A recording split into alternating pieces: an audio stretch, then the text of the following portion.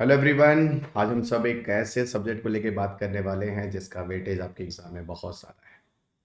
और ये कह लो तो not only the civil services में, अगर मैं यूपीएससी की बात करूं, इसके अलावा आप अगर स्टेट पीसीएस के लिए जाते हैं, किसी डिफेंस सर्विसेज के लिए जाते हैं, वनडे एग्ज़ाम के लिए जाते हैं, या पार्ट ऑफ किसी यूनिवर्सिटी के एग्ज़ाम्स को देते हैं, you are doing any graduations, तो आप देखिए जैसे दिल्ली यूनिवर्सिटीज़ और बहुत सारी यूनिवर्सिटीज़ में इन्वायरमेंट एक कंपलसरी पेपर है। ये इतना महत्वपूर्ण विषय है कि जो मैं आपको बताऊं कि ये एक वैसा विषय है जैसे 2010-11 में यूपीएससी में इंट्रोड्यूस भी कर दिया गया।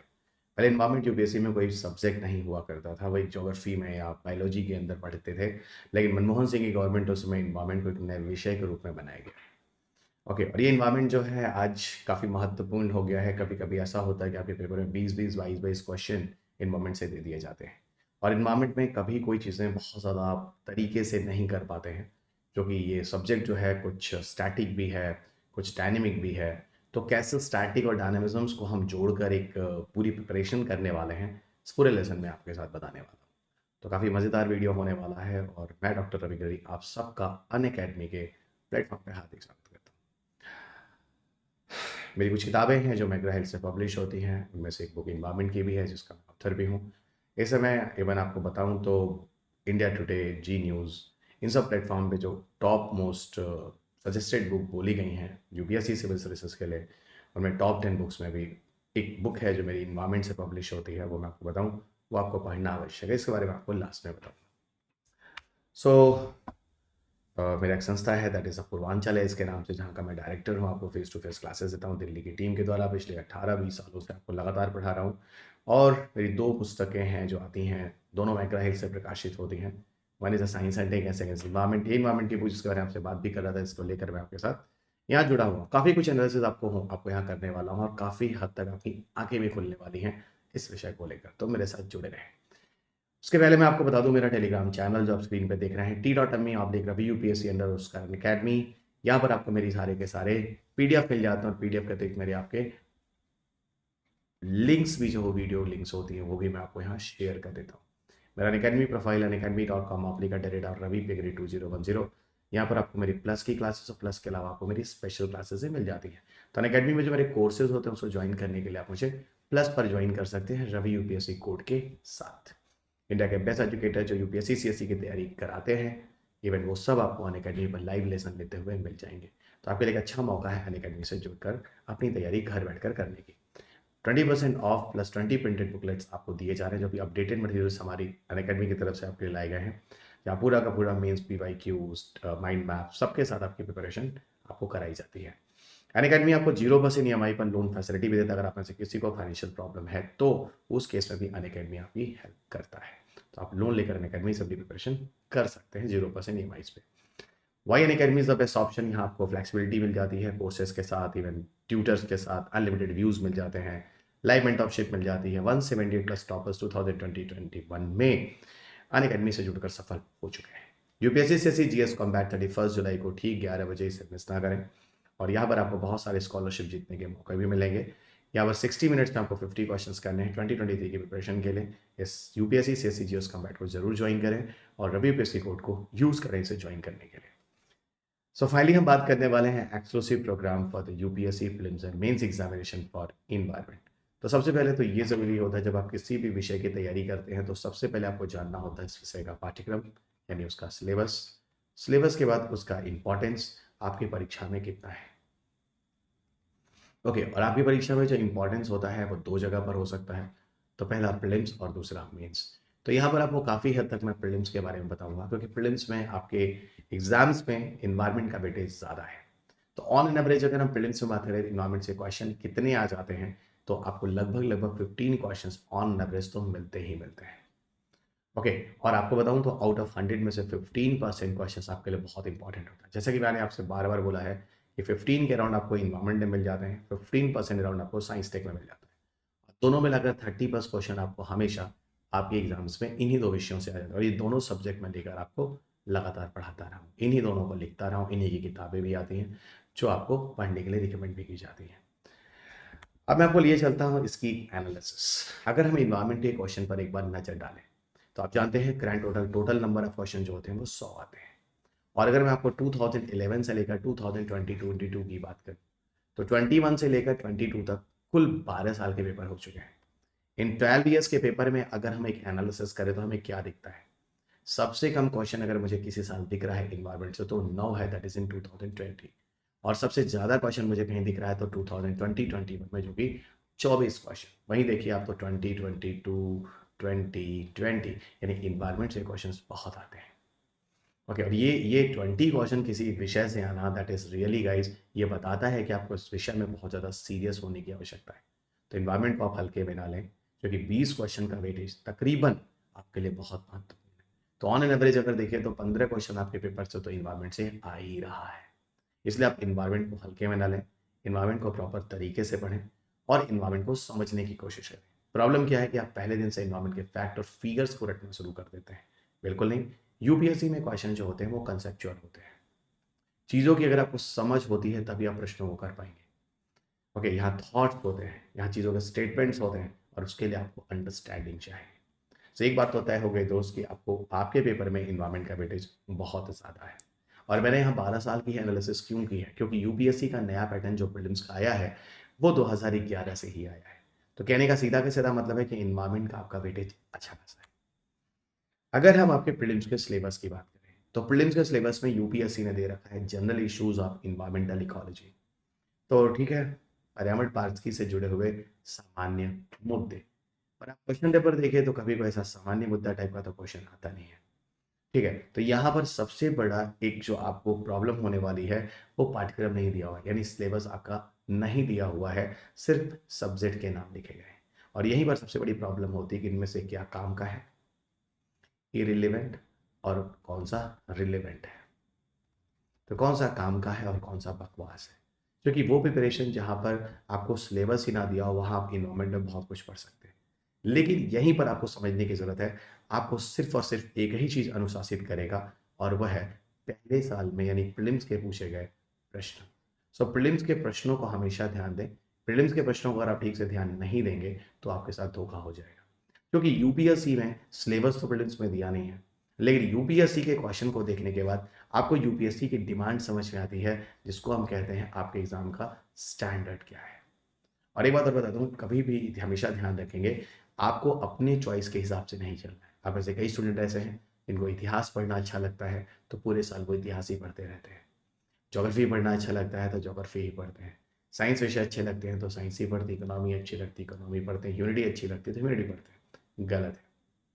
आपको अपना इंटरेस्ट यूपीएससी के डिमांड के हिसाब से करना है। जिस विषय का डिमांड जितना है उस विषय में आपको उतना ही ज़्यादा इंटरेस्ट क्रिएट करना पड़ेगा।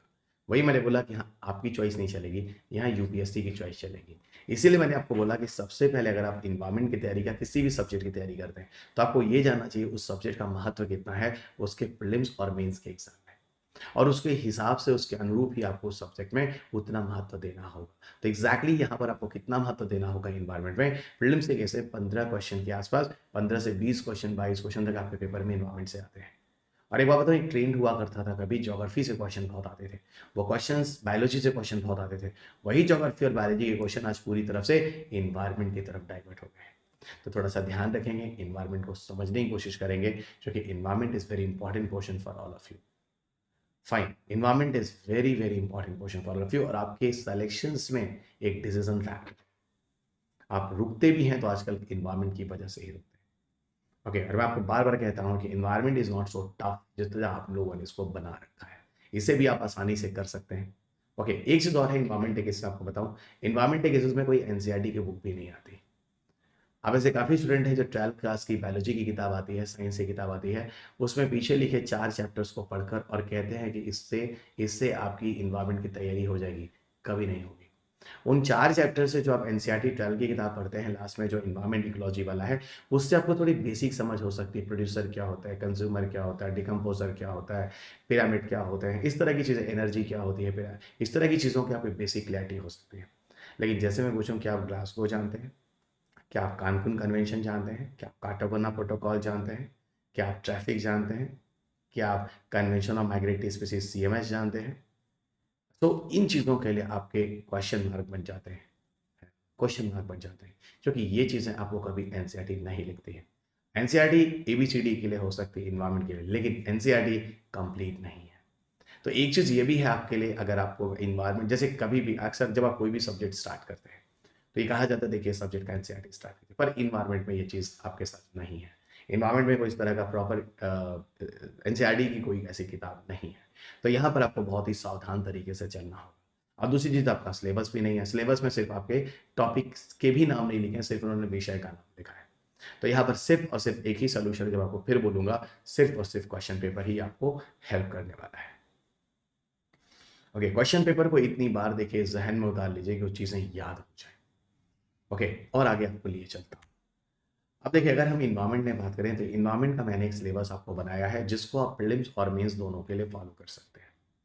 एक बात मैं आपको जरूर बोलूंगा कि इन्वायरमेंट का महत्व प्रीलिम्स में बहुत ज़्यादा है।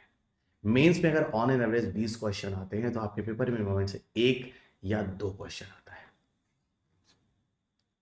ओके, तो इन्वायरमेंट का वेटेज आपके पेपर में बहुत कम है, बहुत ही कम है। कम से कम 20 नंबर या 25 नंबर के क्वेश्चन आपके पेपर में इन्वायरमेंट से आते हैं। ठीक है, तो ये थोड़ा सा अलर्ट रहेगा।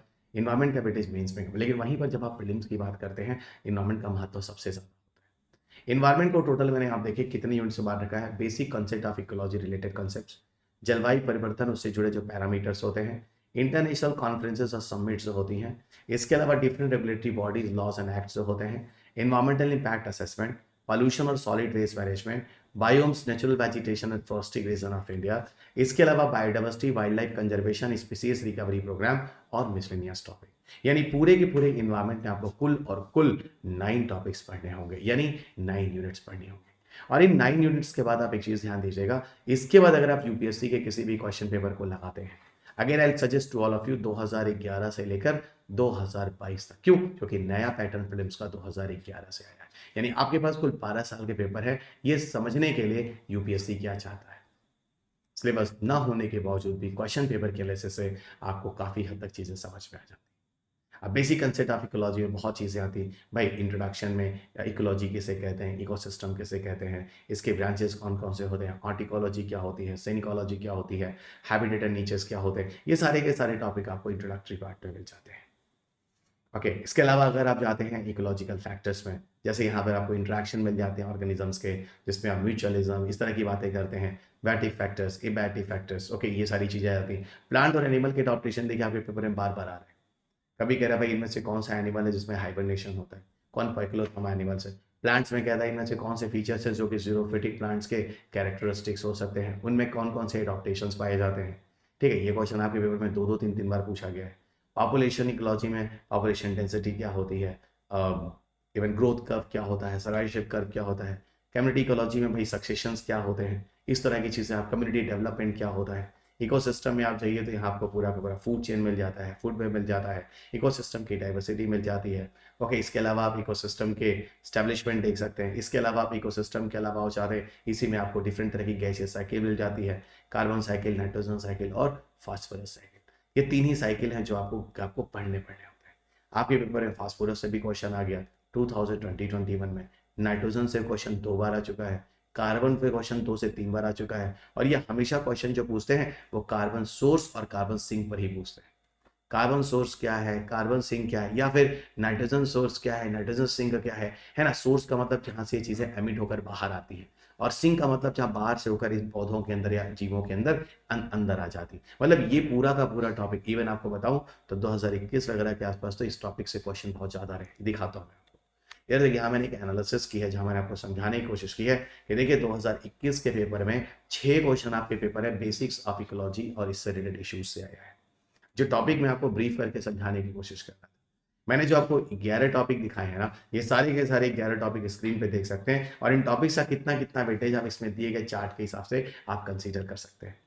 चार्ट को प्रिपरेशन करने में काफ़ी टाइम लगा है, काफ़ी एनालिसिस करनी पड़ी है, इसीलिए मैंने आपको ये चीज़ अभी दिखाई है। इसीलिए मैं आपको सिर्फ और सिर्फ 11 चैप्टर ही पढ़ने के लिए कहता हूँ। इसी 11 चैप्टर को आप पढ़ेंगे और उन यूनिट्स के अंदर ये सारे के सारे पार्ट हैं जो आपको मिल जाएंगे। इसी तरह जब आप क्लाइमेट चेंज और क्लाइमेटिक पैरामीटर की बात करते हैं तो इसमें एक्चुअल में क्लाइमेट चेंज और इसके रिलेटेड इशूज जानने होते हैं।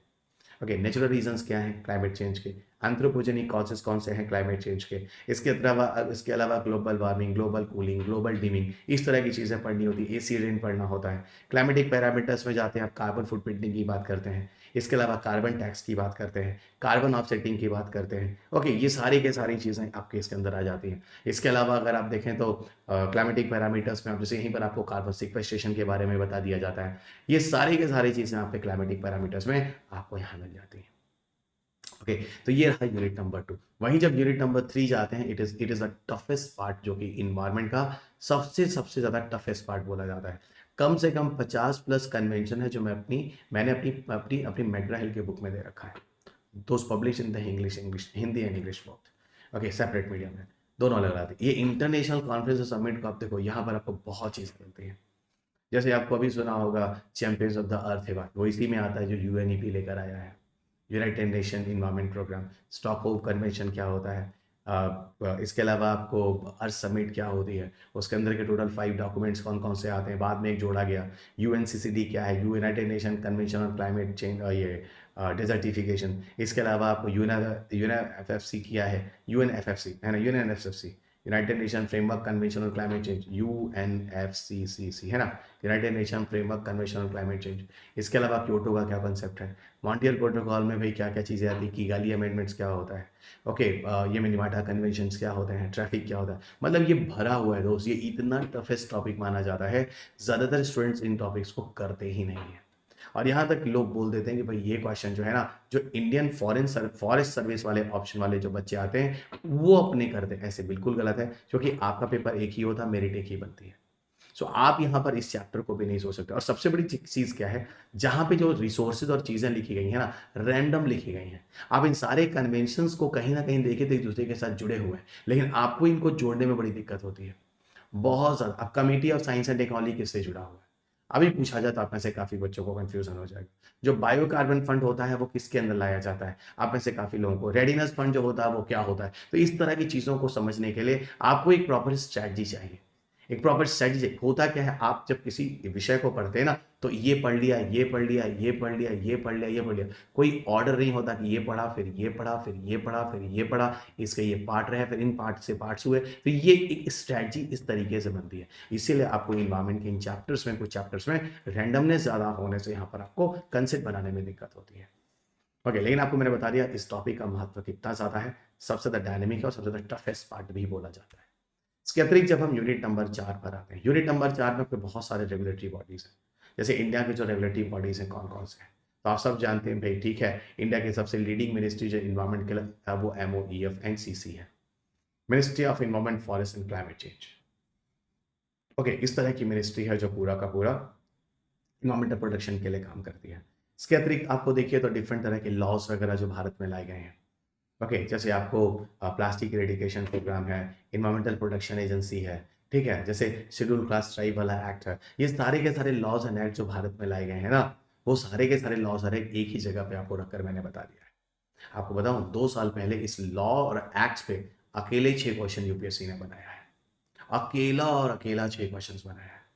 इसके अलावा इंडिया के जो इन्वायरमेंटल मूवमेंट्स हैं, चिपको आंदोलन, बिश्नोई आंदोलन, है ना, इस तरह के जितने भी हैं, एपिको आंदोलन, नर्मदा बचाओ आंदोलन, गॉट इट। इसके अलावा जो इंडियन इन्वायरमेंटलिस्ट है, यूपीएससी में इसका रोल नहीं होता इस चैप्टर का, लेकिन वहीं पर जब स्टेट पीसेस देते हैं चैप्टर से, नंबर ऑफ क्वेश्चन बहुत ज्यादा आते हैं।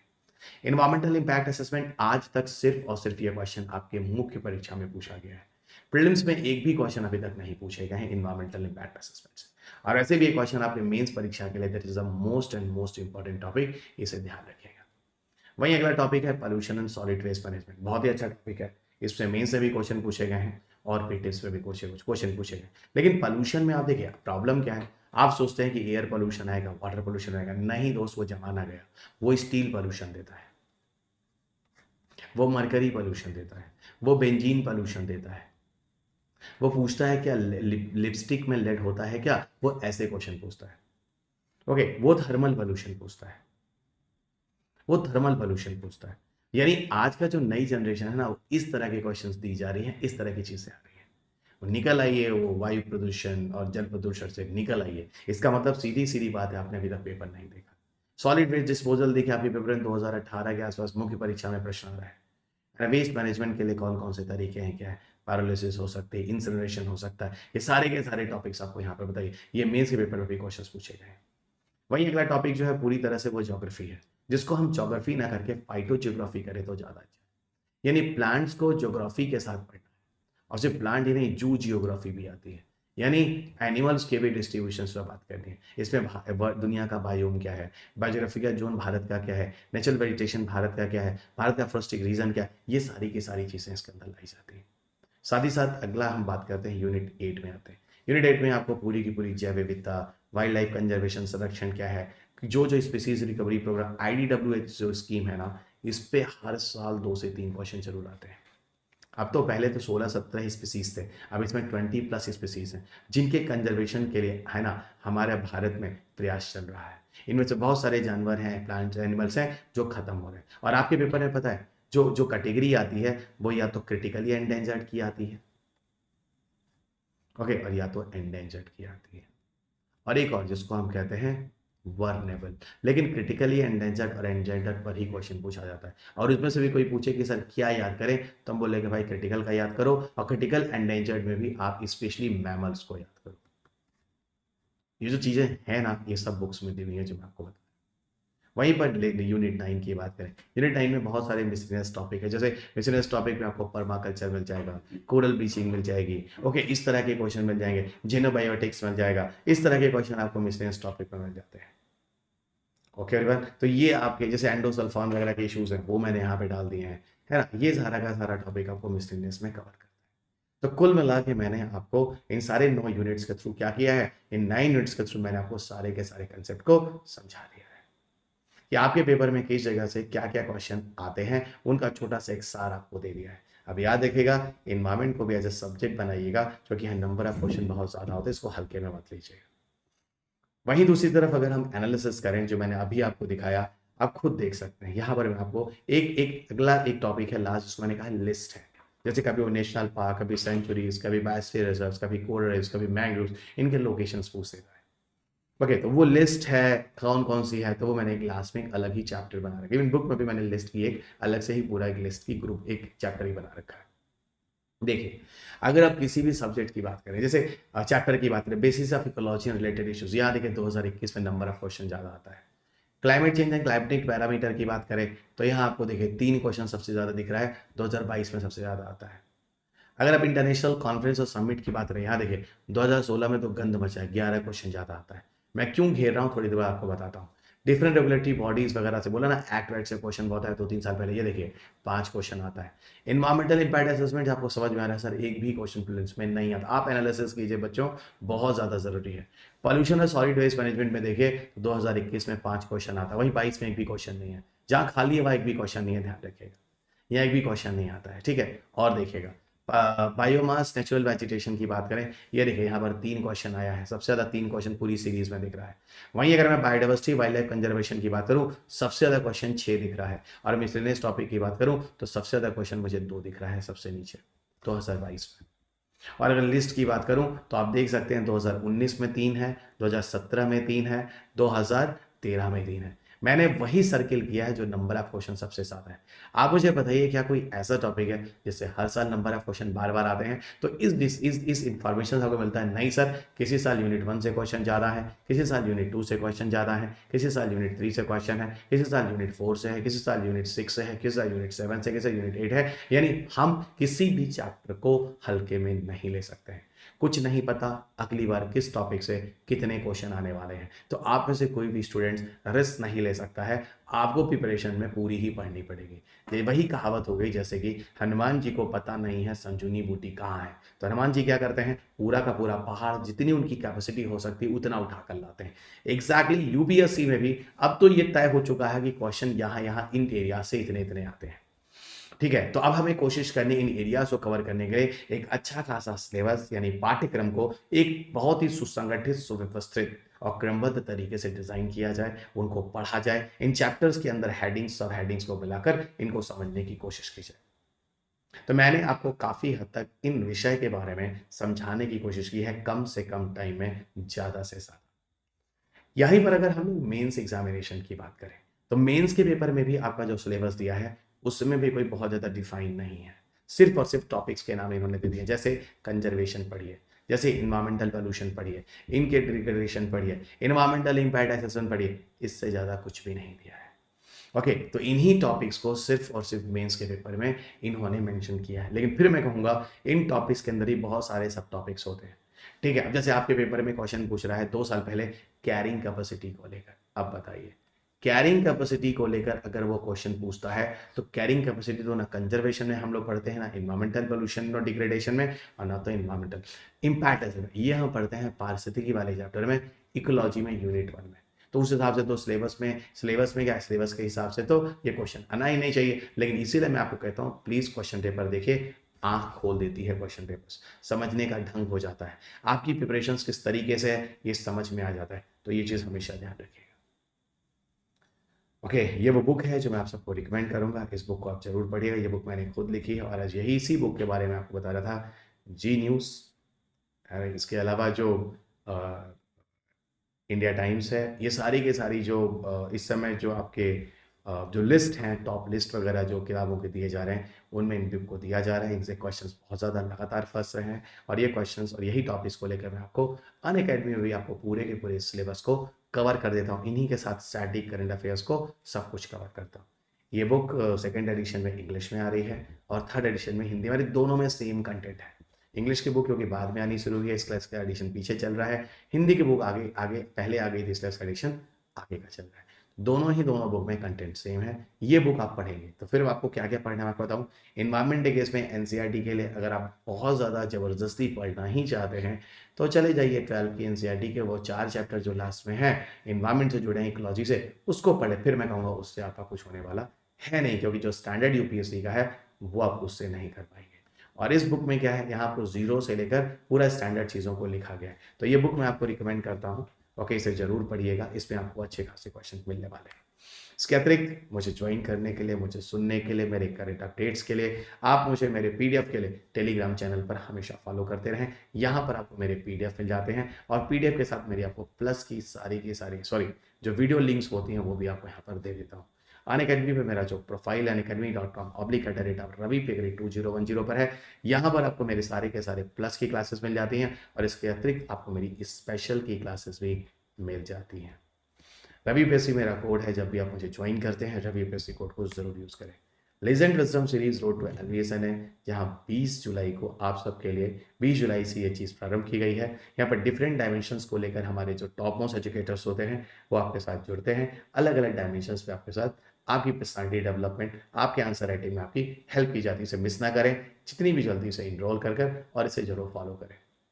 मेरे कोर्सेज साइंस टेक एनवायरमेंट के लगातार अनअकैडमी पे चल रहे हैं और ये कोर्सेज नया कोर्स है मेरा, वो सितंबर से एनवायरमेंट का लॉन्च हो रहा है, उसे मिस ना करें। और मेरे कोर्सेज को जानने के लिए, सुनने के लिए आप मुझे प्लस कोर्सेज पर सब्सक्राइब कर लीजिए। मेरा कोड है रवि यूपीएससी। अब आप मुझसे डायरेक्ट कॉल भी कर सकते हैं regarding your doubts and queries, जिसके लिए आप मुझे कॉल कर सकते हैं दिए गए नंबर पर जो आप स्क्रीन पे देख सकते हैं 7825860259। सो धन्यवाद दोस्त, अगले लेसन में आपके साथ फिर मुलाकात होगी। लेकिन हाँ, जाने के पहले इस चैनल को सब्सक्राइब करना मत भूलिएगा, बेल आइकॉन जरूर बताइएगा ताकि आगे के नोटिफिकेशन आपको मिलते रहें। वीडियो को अपने दोस्तों के साथ ग्रुपों पर लाइक और शेयर करना मत भूलिएगा और पीडीएफ को जाकर टेलीग्राम ग्रुप से ले लीजिएगा। उम्मीद करता हूँ ये लेसन आपको काफ़ी समझ में आया होगा, कम से कम समय में ज़्यादा से ज़्यादा समझाने की कोशिश की है। बाकी आगे फिर आप सबसे मुलाकात होगी, तब तक अपना ख्याल रखें, स्वस्थ रहें, खुश रहें, मस्त रहें, मुस्कुराते रहें। जय हिंद।